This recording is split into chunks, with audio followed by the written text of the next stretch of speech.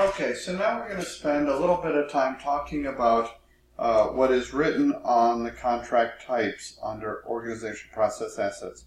This is page 471 and 472 of the PMBOK guide, but there's really more to it for the certification exam that you will need.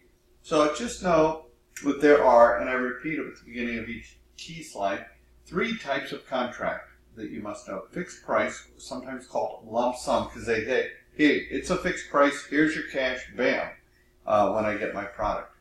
And this transfers, this is also key, more risk to the seller. The buyer, which is you, the PM, it has less risk. Cost reimbursable is going to transfer more risk to the buyer. So the first one transferred more risk to the seller, the fixed price. Now we're transferring in CR more risk to the buyer, which is me, the project PM. And then there's time and material. This is also called a unit price or time and means. And it's a hybrid. You'll see that answer on the test of fixed price and cost reimbursable. So those are the 3 summary items. This slide is really about fixed price. I just summarized the 3 up top for you. So a fixed price contract is the most common, and it's the easiest because it's a single fee. Now I say it's the easiest, except at first for you, the buyer project manager, because you have to create a detailed statement of work. If you're going to give somebody a lump sum of cash, you really got to know what you're asking for. So it's less work for the buyer overall and less risk, but because the seller said, we'll deliver, but you want to create a great statement of work and or requirements, okay, up front. Now, when you do a fixed price contract, there are 4 types to be aware of. There are actually more than that, but the PMBOK guide and other literature does not really focus on that. So the fixed price, you see it drawn in black there, and that's item number 1. It's sometimes called firm fixed price, so FFP, or fixed price. It's the same thing, does not matter.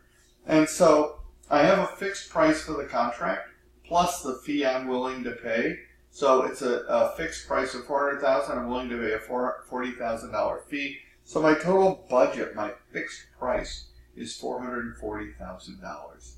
And if it overruns, seller, your problem. Too bad. Now, sometimes that doesn't work because I want to get the right bidders, the right contract.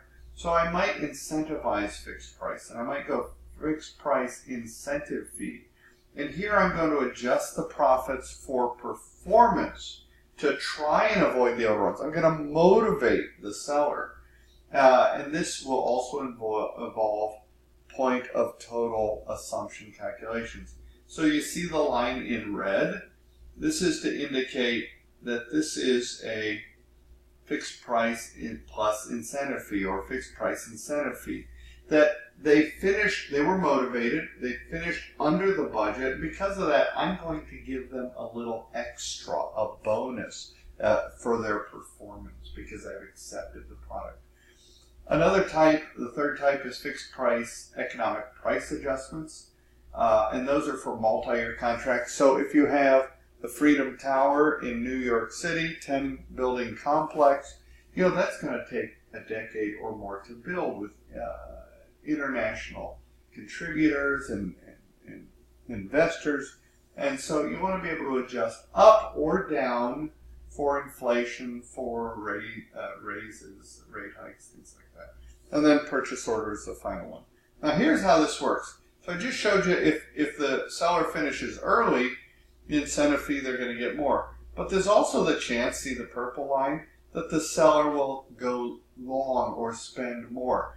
So because of that, in fixed price incentive fee, I'm going to actually penalize you. And see how their target fee on the left dropped down closer to $30,000? Because they get penalized for going late and costing me more. It's fixed price, but I did offer an incentive fee. It goes both ways. And so that's going to continue until there's this point of total assumption. I say no mas, no more. You own all of it. And that is here. That's where the seller assumes all loss. And that's called the point of total assumption. Okay? Now, in fixed price contracts, let's do an example. The cost and scheduled targets are negotiated up front. And we're going to create some sort of sharing ratio. It's in the contract. It's well known. And whether it's 80-20, 70-30, 60-40, 50-50, it always is the buyer first and then the seller. Okay? And then I'm going to set a target price for my contract and a ceiling price that cannot go above. And so you see the general going in points here. Target cost, target fee of 10%, or I could have said $40,000 like I said on the last slide. It's the same. My incentive I determined with my procurement manager is 80-20 to get the right bidders. But I've got a price ceiling. And at the end of the project, once I had signed a contract and the contract completed, the actual cost came in at $425,000. Now that's more than my target cost up top of $400,000. Okay? I kind of see that as budget at completion, the first two. And then I kind of see, well, that should be down a little bit by $475,000. That should be reserves. I consider it like that. So here's how the math would work. The target cost minus the actual cost. And here I do the simple math on the right. The fixed price incentive fee logic. I wanted it to cost $400,000. It came in at $425,000. That's $25,000 over, or negative $25,000. That's an overrun for the seller. Well, their target profit was going to be 10% or $40,000. So, since they didn't hit, they went over, they must be punished. Yes, for the overrun. Well, we already agreed to 80-20 ratio, price share ratio up to the price ceiling. So, since theirs is 20%, 20% of $25,000 is negative $5,000. So the fee I'm actually going to pay them is not $40,000.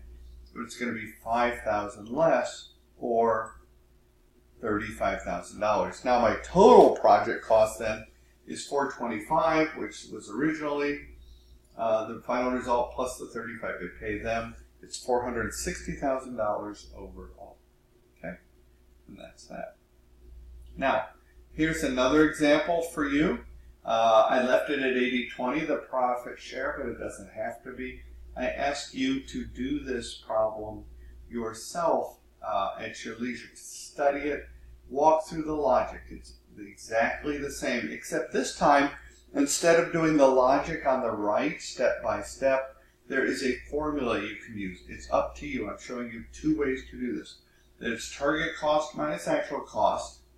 All of that times the seller's share ratio, which is the second number. I've highlighted the colors. Plus the target fee, and I do the math. Please look at that and think it through. Okay? Now that is that. There is a point of total assumption calculation. It's very similar. Rita's book will give you an example of that. I ask you to follow that, come back to this, and do this formula. Determine a point of total assumption. You will be amazed. And I give you the formula there. Should be exactly what Rita shows you to. Okay? That's for you to work on. Now, the second type, so we just did fixed price or lump sum contracts where most of the risk was with the seller.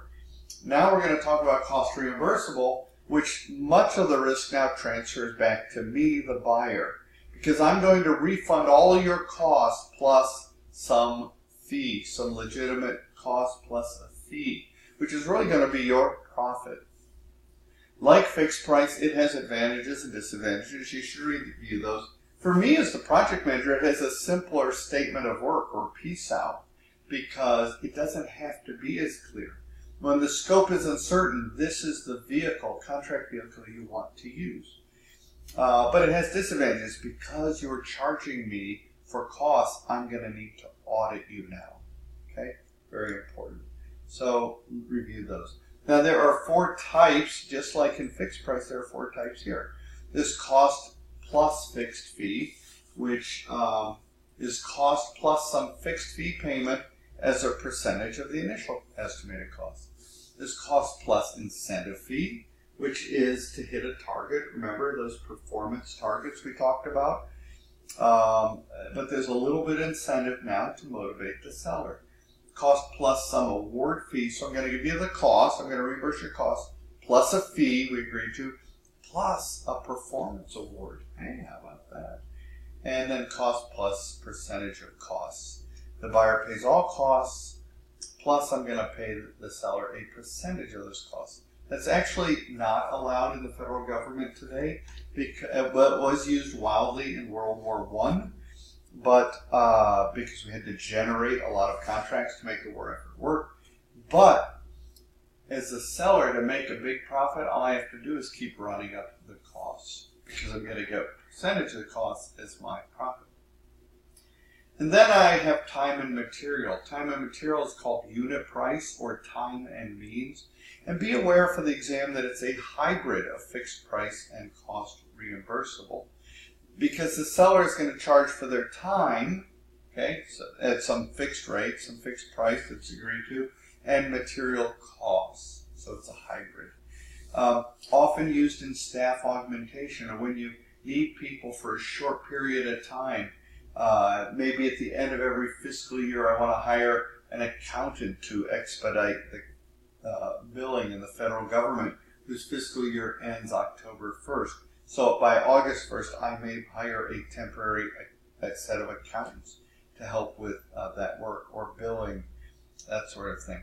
This needs day-to-day oversight. I think of McDonald's, though as their ad says, a great first job, it sure is. I think of it kind of as time and material. Billed hourly, needs day-to-day oversight, no real incentive unless they're on their way and working towards their future. Okay. Now this is a chart you should be aware of. That notice between these various types of contract, the buyer's risk decreases from cost plus percentage of cost all on the left to the right, firm fixed price or just fixed price.